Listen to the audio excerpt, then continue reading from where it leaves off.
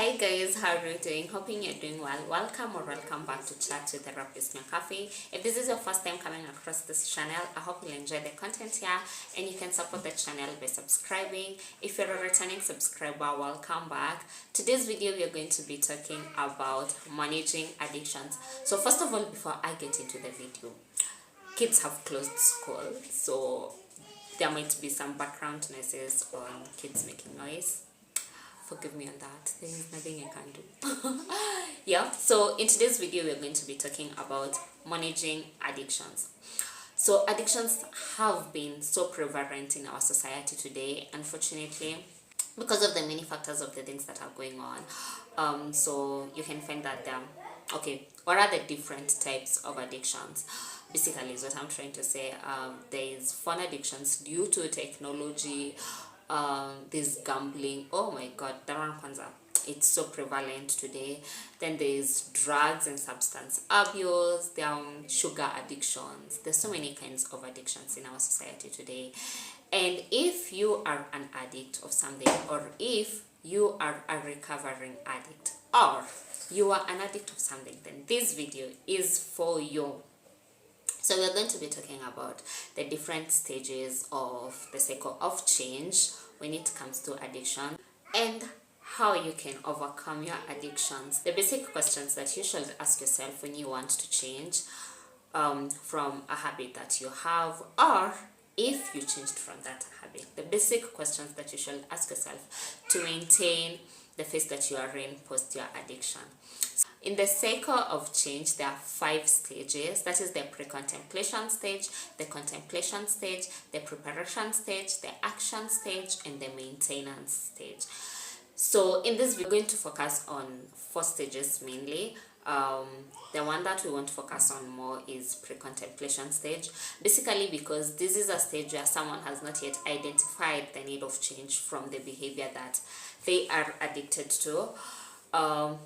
So the contemplation stage is where you have identified that this behavior or whatever that you're doing is causing harm to you, to your loved ones.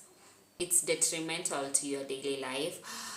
So you identify it and now you start working towards changing that behavior, and that is when we go to the preparation stage, where you identify factors that are going to help you change the behavior and also maintain the change. And then there's the action stage where you now get into dealing with it. You start working on the behavior and working towards change. And then there's the maintenance stage where you have now brought in change into the picture and you want to maintain the change.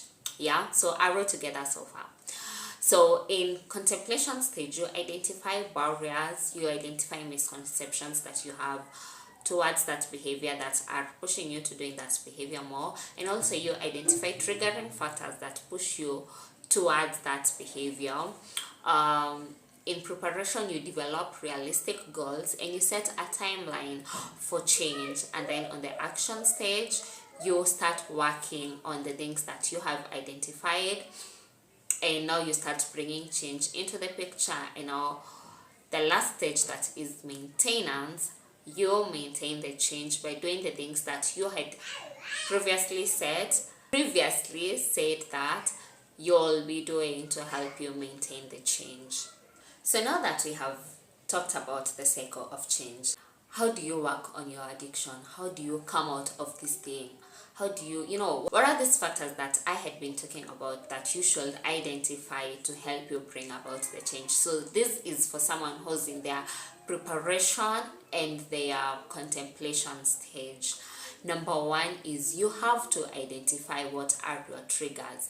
What pushes you to doing this behavior? What pushed you in the first place when you first started this thing? What pushed you towards it? What had happened that took you to that point of, going to take that beer if you're dealing with drugs, going to take that puff of marijuana? What pushed you towards it? What are your triggers, and what has been contributing to you continuously enforcing that behavior? Then the second thing is you have to ask yourself, how is this certain behavior affecting your life? How is it affecting your day-to-day life, and also your loved one's life? Because you find that an addiction does not only affect your life as an individual, it also affects the lives of those around you. So yeah, so that those are some of the things that you have to ask yourself. How is it affecting your life? And you have to be honest with yourself. With addictions, if you're doing this for somebody else, if you're doing this because probably your partner, your parents, your friends are saying that enyewe umebadilika, hapana, you the change that will come about will not be maintained. You will relapse. It has to be, it's for you as an individual. How is it affecting your life? And you have to be honest with yourself about these things. You have to be honest about everything concerning your addiction if you want to change. So the other thing is, you have to identify what, if you had changed, what pushed you back to it. If you had not stopped drinking, if you had stopped smoking, if you had stopped gambling, if you had gone down on your sugar levels, if you are no longer watching, if you are a sex addict, if you had changed on that, what pushed you back to the addiction? Yeah, and be honest with yourself again, because this is different from your triggers. Triggers are the things that caused you to do it initially, but then you changed. Then what pushed you back to it? You see, the other thing is, you have to ask yourself, this is a part where you have to be very honest, and you have to clearly state your reasons. Why do you want to quit? Why do you want to stop this habit? Why do you want to stop gambling? Why do you want to stop using drugs? Why do you want to stop scrolling on your phone as you used to, or as you do? Why do you want to stop that habit that you are saying you are addicted to? Clearly state your reasons. What are your reasons for wanting to do this? How is it affecting your life? How do you, with the way you see yourself in the future, is this a habit that you want to take with you in the next 5 years? Clearly state the reasons as to why you want to quit. And then the other thing is, list down the factors that will help you maintain the change once you get to the change. What do you want to do that will help you in your day-to-day life stop going back to that addiction? Yeah, so very important. List down what are your triggers. Identify your triggers. Very important. How is it affecting your life? Then the other thing is, what pushed you back to it? So with addiction, you quit every day. When you wake up in the morning and you tell yourself, today I am not smoking, today I'm not drinking. Then you find that during the day you went and took a shot. What pushed you back to the shot? Then list down why you want to quit, and then lastly, list down the factors that will help you maintain the change. So something else that you can do as we are wrapping up the video is get an accountability partner. Someone that you will be telling, and someone that will be honest with you, and someone who will help you deny yourself that thing that you are addicted to. So get an accountability partner. And then something else that you can do if you are in the initial stages of quitting the addiction is postpone. So you want to take that shot right now. Tell yourself, apana, let me wait, I'll take it in the next 1 hour. Then when it gets to the next hour, postpone. That way you will find that at the end of the day, you didn't take that shot. At the end of the day, you didn't do that self-defeating behavior that you want to quit from. Another thing is, fill your life with other things other than that specific behavior that you want to change from. Fill your life with other things. Fill your life with hobbies. What are the things that you enjoy doing? You probably enjoy, playing some games, hanging out with friends, reading a book, watching a movie, but all these things had been stopped because of your addiction. You are always on your phone, so you don't have time to hang out with your friends. Go hang out with a friend. Go read a book that's a physical book that will not be reading on your phone.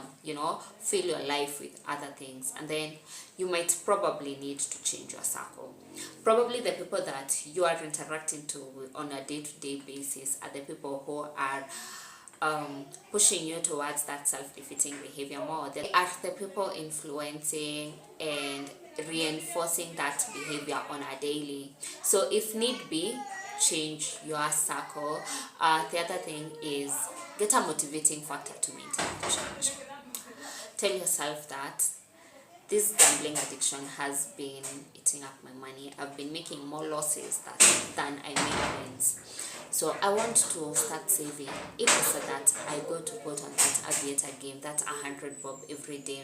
If I was to save that 100 bob, at the end of the month, I will have 100 times 30. I will have 3,000 that I will have wasted on gambling.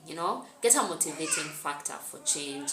Probably you want to start a family, but you can't start a family if every day you are drinking, if every day you are gambling all your money, if ukishalipwa hivi mshahara yako yote aviator inabeba. How will you start a family with that? Get a motivating factor to help you maintain the change. Another thing that's very important is, as I am wrapping up, asking for help. Go to your parents and tell them, mimi kuna hii kitu that I have been doing and enyewe I can't continue like that. Yeah? Go to your spouse if you've been hiding the behavior from them. Tell them to help you. Talk to God if you believe in God. Ask God to help you change the behavior. And something else that you have to do is, you cannot change a behavior that you've not taken accountability for. You cannot change a behavior that you are still in denial of. So take accountability for the decisions that you have been making that have been pushing you towards that behavior.